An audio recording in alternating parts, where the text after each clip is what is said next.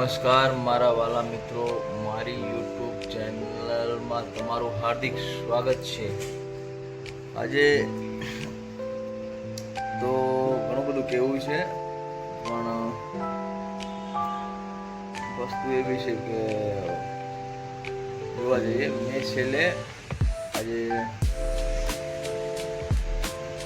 તારીખ 13 બ્લોગ મૂકી રહ્યો છું। 4-5 દિવસ 7-8 દિવસ એમ તો બ્લોગ નથી મૂક્યો, કારણ કે એમાં હતું એવું કે જે આપણું ક્રિએટર છે જે સપોર્ટ મળવો જોઈએ તે નથી મળતો, પણ કોઈ વાંધો નહીં, આપણે મહેનત કરતા રહીશું। એક દિવસ મહેનતનું ફળ જરૂર મળશે, એ મને પૂરી આશા છે। તો સપોર્ટ કરતા રહો, તો થોડું વિડીયો બનાવવામાં મને સારું લાગે।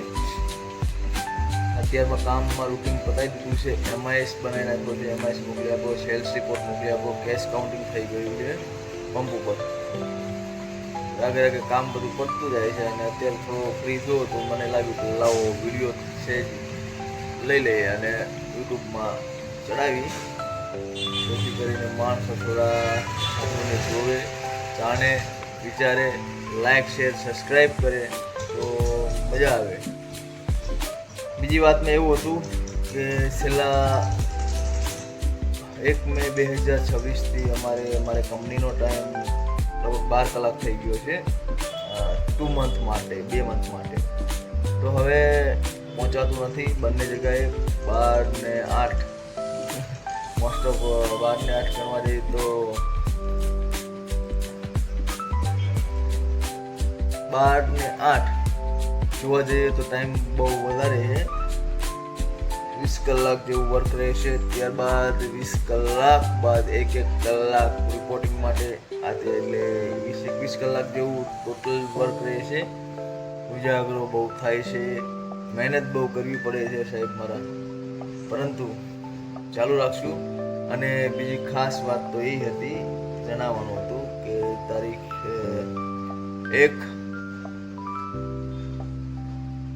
કહેતા બહુ દુઃખ થાય છે, પણ કેવું જરૂરી છે, કારણ કે હવે આ યુનિફોર્મમાં તમને વિડીયો જોવા નહીં મળે, કારણ કે મેં છેલ્લે 1 મે 2026ના દિવસે રાજીનામું મૂકી દીધું છે પંપ ઉપર।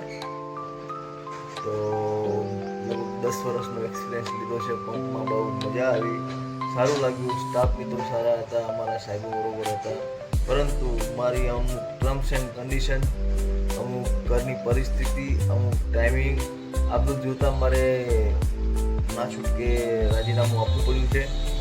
તો મને એક તો એ વાતનું દુઃખ છે કે છેલ્લા લગભગ આઈ થિંક 2016માં મારું જોઈનિંગ હતું, જૂન મહિનામાં, 16 જૂન 2016માં મારું જોઈનિંગ હતું, ને આજે તારીખ 13/5/2026 જોવા જઈએ તો સમથિંગ 10 વર્ષની આ જર્નીમાં ઘણા બધા ઉતાર ચઢાવ પણ આવ્યા છે, ઘણી બધી મોજ મસ્તી પણ કરી છે, ઘણા બધા ટાર્ગેટ પણ પૂરા કર્યા છે, પરંતુ હવે આપણે આ જર્નીનો એન્ડ થવા જઈ રહ્યો છે। તેથી સર્વ મિત્રને મારું જો કે રિઝાઇન પહેલાં મારું 1